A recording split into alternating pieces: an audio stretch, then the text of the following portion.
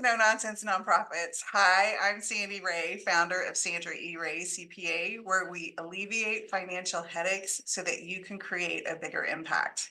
Today, I'm happy to welcome back Edgar Ndjatou Ofikium. Did I pronounce Ofikium correctly? You got it right.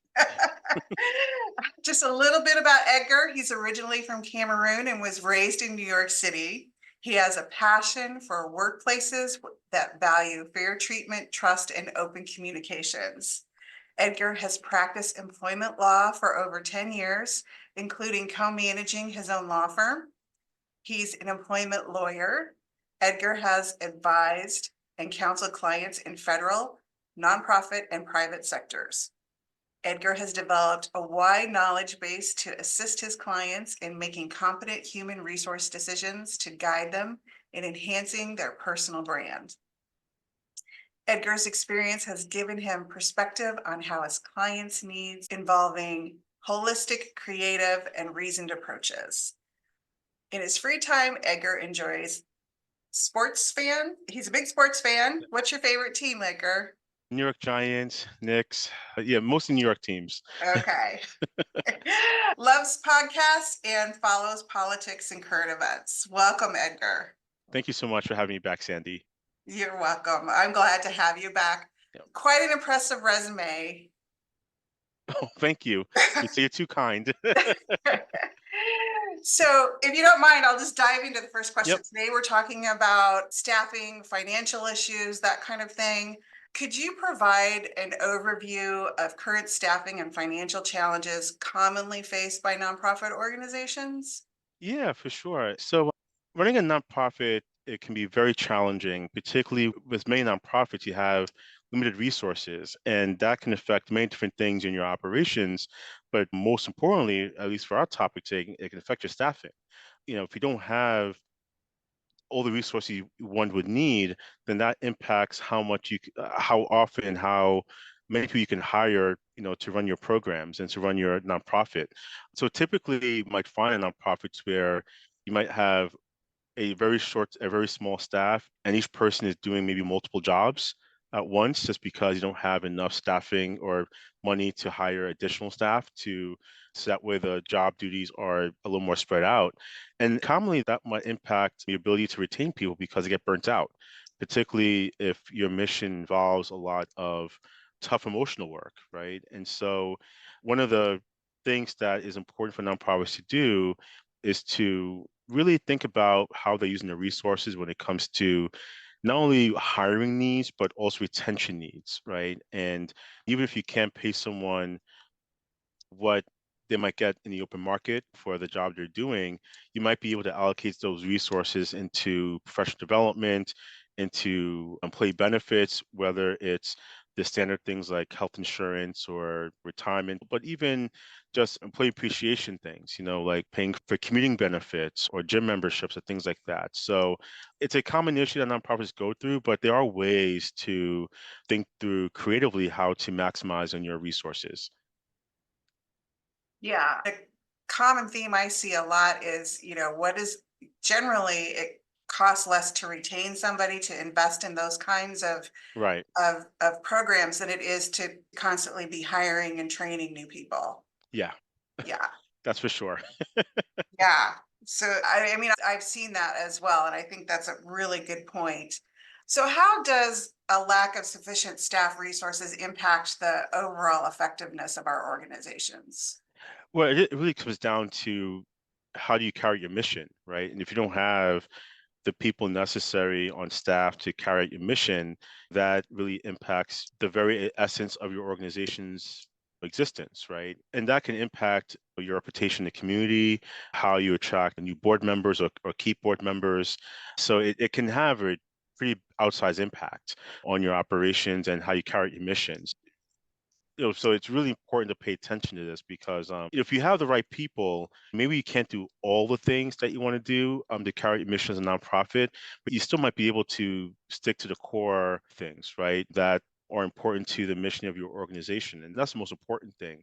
And then from there, you might be able to still grow, maybe more slowly than you might want to, but you still will be able to grow because you have the right people in place. And from there, you might realize, okay, well, if we start here, then gradually as people get better at their jobs or we are able to get more funding, then we can start expanding to these other parts of our expand our programs more to carry out our mission, right? So I always believe that getting the right people is the most important thing because that will help you carry out the core parts of your mission. And then from there, you can hopefully grow and build on top of that. I'm writing that down. Getting the right people is the most important thing. Yeah, I really wholeheartedly believe that. I really agree with you there. What are some of the common misconceptions about the financial needs of nonprofits and how can we address them? Yeah, I think that's a great question. And from my experience, particularly when talking with people who are not really in the nonprofit world, a lot of people have misconceptions that nonprofits just always get grants. There's grants everywhere for nonprofits, and you just have to apply and you'll get them, or that you're not doing enough to get more money to get donations. And the actual thing is that grants are tough to get, and in some cases you have to be invited to apply for a grant. You don't just apply, and the odds are is that you won't get the grant picking on the first try. And also, it takes a lot of work to fundraise. And even the larger nonprofits have to spend a lot of their budget and staff resources on fundraising because it takes a lot of work. And yes, you might get to a certain point where the donations that you come to expect, whether it's in grants or certain donors, for sure. But if you're not expanding your fundraising pools, then you're not growing.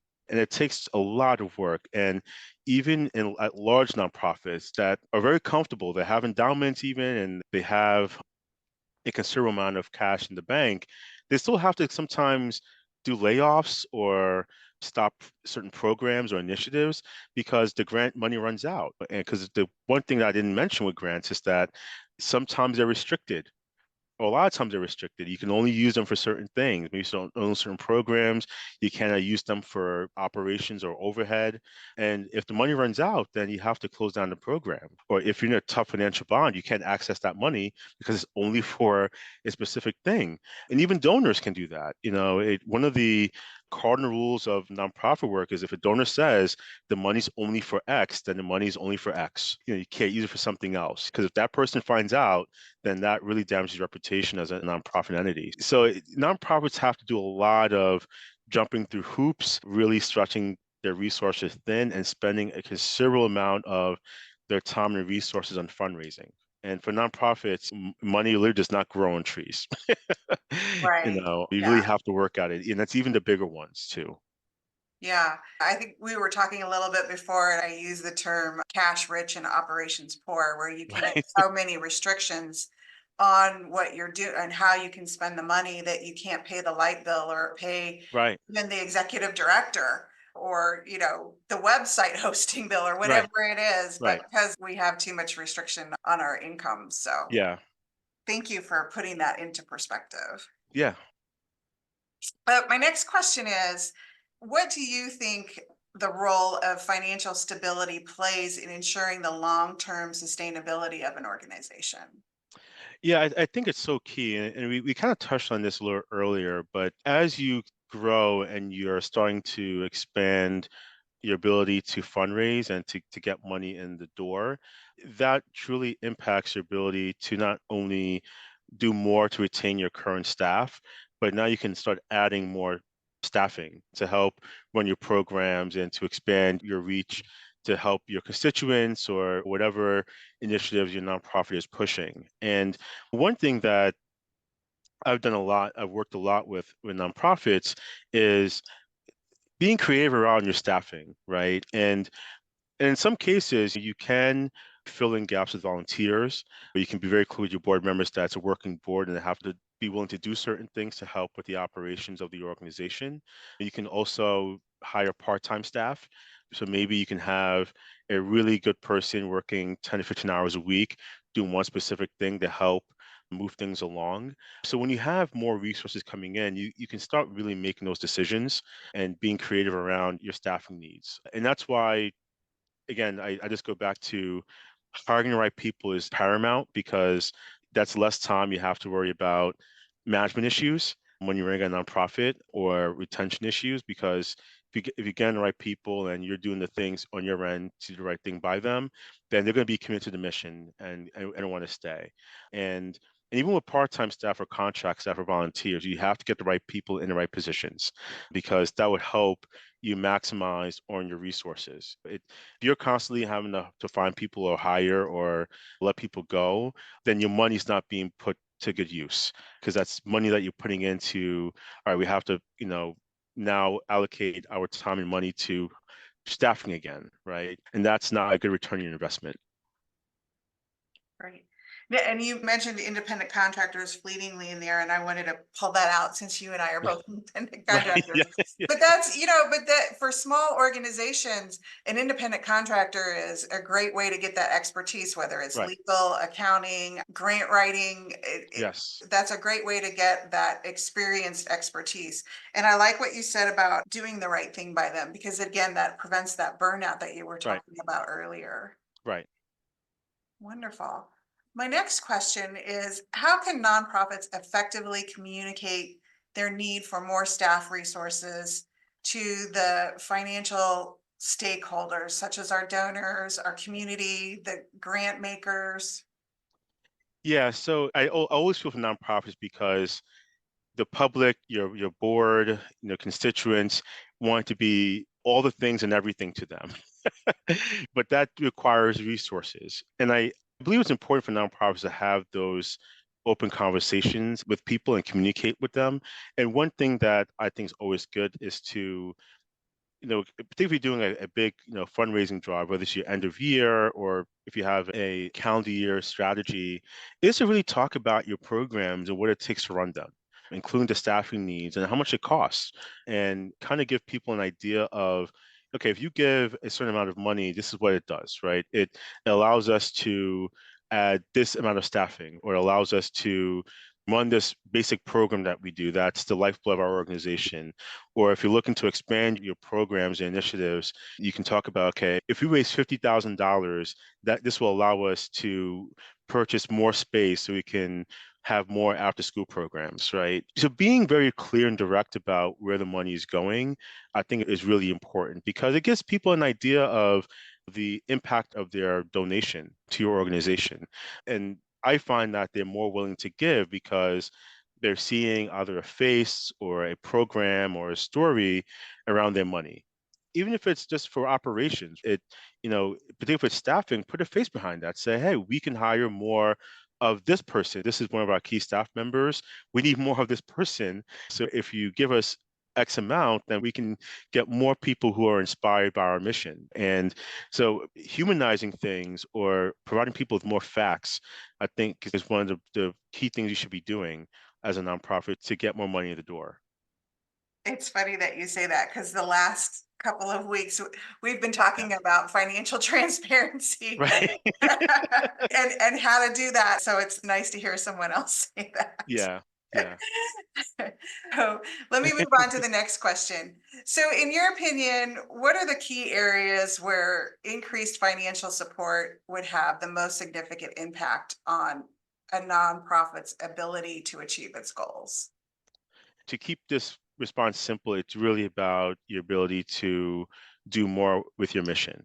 And one thing that I find is that when you're able to bring in new people that care about your mission, it's just great energy, right? It's new ideas, it's new creativity, new networks that you can tap into. And these things, and I think one of the themes for our conversation today is that finances, staffing, and your mission as a nonprofit go hand in hand, right? It's kind of like an ecosystem, if you will, that if you maintain it and it's healthy, it's going to produce for you. And one thing that I tell all employers, whether you're a nonprofit or a for-profit, the way you treat your people impacts your reputation in the community. And all too often, we hear about these stories that particularly in the nonprofit world, where this nonprofit is doing these amazing things but are terrible to their staff, and staff are just churning out. And this day and age, people will air out your dirty laundry. I go on Instagram and every day I get at least one reel or post about someone not speaking kindly about their former employer because they had a bad experience. And you don't want to be in that situation. And wealth is health, and but with wealth includes your people resources, and whether it's your volunteers, your contractors, your W-2 employee, you want to bring the best into the door, and you also want to treat them right because they're going to help you carry out your mission. They're going to expand the reach of your programs and initiatives. They're going to talk well about you in the community so you get more people to support you, whether it's using your programs or donating. So that's the ecosystem you want to maintain. So that kind of leads into the next question where people, your staffing is a really important resource for you, Yeah, and putting cash into staffing is important. Then we always talk about the balance between, that and other programmatic initiatives, like, if we're doing delivering meals, we need a van and that kind of right, thing. So right. how do you strike a balance between that? Yeah, it is a tough balance. And oftentimes when organizations come to me and say, hey, look, we can't do the best insurance policy for our folks, or we can't do the best retirement, but we want to do something, And typically what I'll say is, look, let's get together with someone like you, Sandy. Let's sit down and let's look at the cash flow. Let's study it. Let's look at it carefully. Let's see where we can maybe take some funds and put it towards staff development or staff appreciation. And then let's think of some creative things that we can do to either develop certain members of your staff, so maybe sending them to a training or a conference, or doing some things like staff appreciation days. I know some organizations now are doing 4-day work weeks where they're just telling people, look, you work 4 days and that Friday you can take off or just work from home. It's kind of your day. Or I recently am talking to one organization because they do youth development and biking. And so they teach youth how to take apart a bike and put a bike together, and they have bike race teams.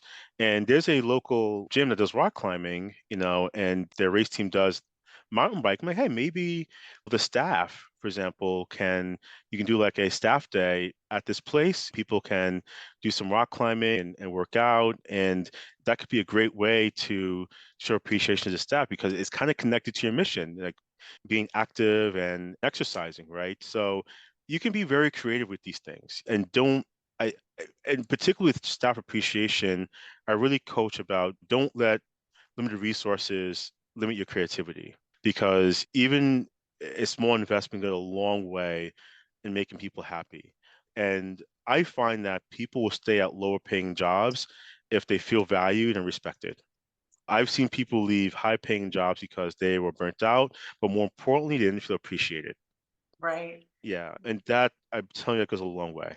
Yeah, that and the idea of doing something together as a staff that is different than your normal day to day. I think those team bonds makes people appreciate each other more as well. Right.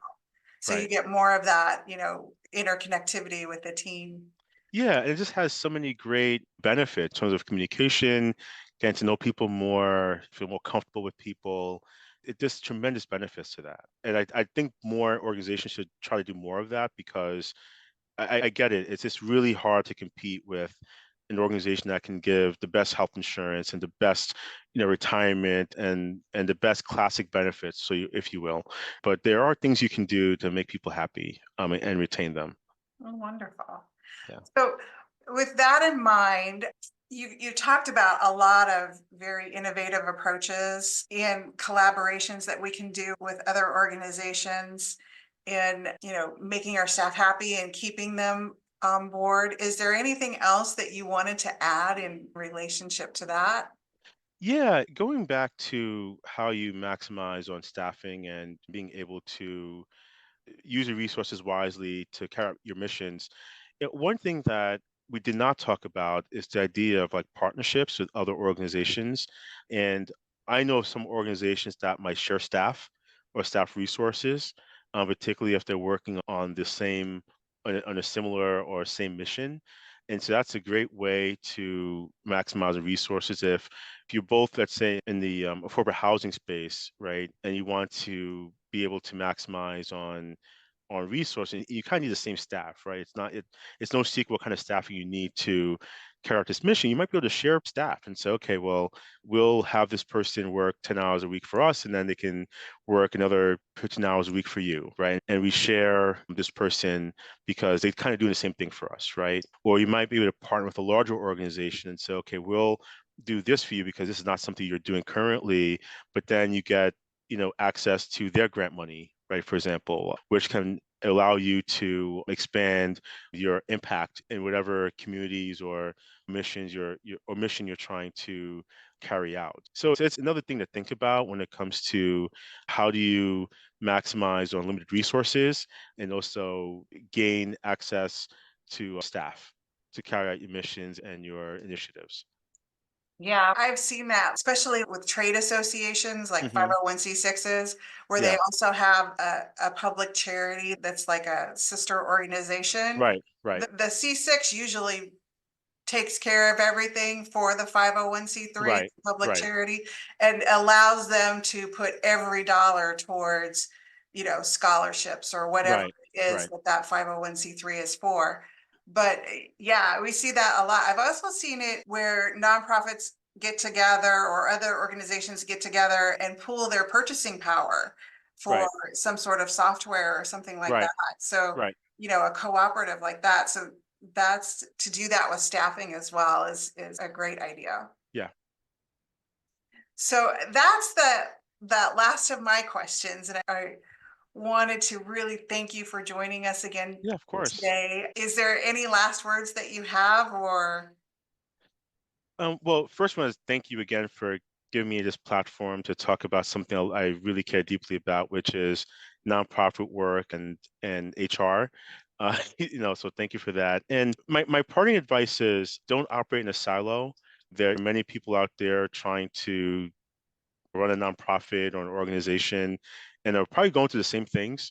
And you'll be surprised what ideas you might get from someone just by talking shop or joining Sandy's Facebook group, for example, and just crowdsourcing ideas. Because I often tell people, like, look, I know we like to think as human beings that we're exceptional, and sometimes we are, but the reality is that we'll have the same problems, and and someone has gone through probably the same thing you're going through before, and then the answer is out there somewhere. You just have to put yourself in a position to seek it. So don't operate in a silo. Join groups, have colleagues that you can rely upon if you're in a pinch or just need thoughts on a problem you're going through, because that's going to enhance your ability to run your nonprofit and be beholden to your mission. I think that's sage advice. Yeah. I do. It's amazing how many great ideas I get from people like you and other people in my industry and even nonprofit organizations that if we can share those, it really does raise the water level for everybody and Right. Right. and makes everybody better. So Yep. thank you so much You're for welcome. being here today. Yes. Thank Uh, you so much. and I hope that everyone listening got some really good advice. I know I've got 2 pages of notes here. I want to thank Edgar for his expertise today. And I want to thank everyone for joining us. And remember that creating a bigger impact starts with stopping the nonsense. If you're dealing with nonsense in your nonprofit, we'd love to help you cut through the noise. Take care, everybody.